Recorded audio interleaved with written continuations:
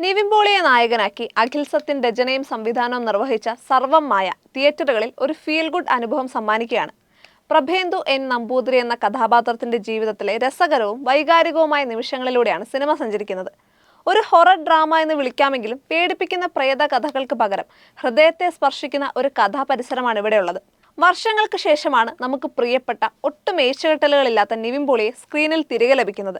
തമാശയും സങ്കടവും ഒരുപോലെ കൈകാര്യം ചെയ്യുന്ന പ്രഭേന്ദുവായി നിവിൻ തിളങ്ങുന്നു. നിവിൻ പോളിയുടെ സ്ക്രീൻ പ്രസൻസും സ്വാഭാവികമായ അഭിനയവും തന്നെയാണ് ഈ സിനിമയുടെ ഏറ്റവും വലിയ കരുത്ത്. രഘുനാഥ് പലേരി പ്രഭേന്ദുവിന്റെ അച്ഛനായി എത്തുമ്പോൾ മധു വാര്യർ സഹോദരനായും ജനാർദ്ദനൻ വലിയച്ഛനായും വേഷമിടുന്നു.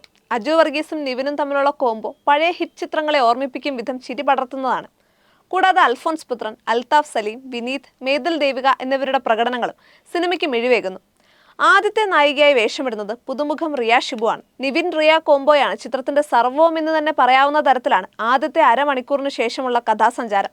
രണ്ടാം പകുതിയിൽ വിദ്യാർത്ഥികൾക്കിടയിൽ തരംഗമായ ഒരു യുവതാരത്തിന്റെ സർപ്രൈസ് എൻട്രിയും ചിത്രത്തിലുണ്ട്. പാലക്കാടൻ ഗ്രാമഭംഗിയും നെൽപ്പാടങ്ങളും മലനിരകളും ശരൺ വേലായുധൻ തന്റെ ക്യാമറയിൽ മനോഹരമായി പകർത്തിയിട്ടുണ്ട്. ജസ്റ്റിൻ പ്രഭാകരന്റെ സംഗീതം കഥയോട് ഇഴകിച്ചേർന്ന് നിൽക്കുന്നു. ഇതിലെ ഡാൻസ് നമ്പറുകളും പശ്ചാത്തല സംഗീതവും സിനിമയുടെ ഫീൽ നിലനിർത്താൻ സഹായിക്കുന്നുണ്ട്. ചുരുക്കത്തിൽ ക്ലീഷേകളില്ലാത്ത ഒരു ഹൊറർ കോമഡി പരീക്ഷണമാണ് സർവം മായ. കുടുംബ ബന്ധങ്ങളുടെ ആഴവും മനുഷ്യത്വവും പറയുന്ന ഈ ചിത്രം ഈ ക്രിസ്മസ് കാലത്ത് ഫാമിലി ഓഡിയൻസിന് ധൈര്യമായി തിരഞ്ഞെടുക്കാം. ചിരിച്ചും അല്പം മിഴി നനഞ്ഞും കണ്ടു തീർക്കാവുന്ന ഒരു മനോഹരമായ ചലച്ചിത്ര അനുഭവമാണിത്.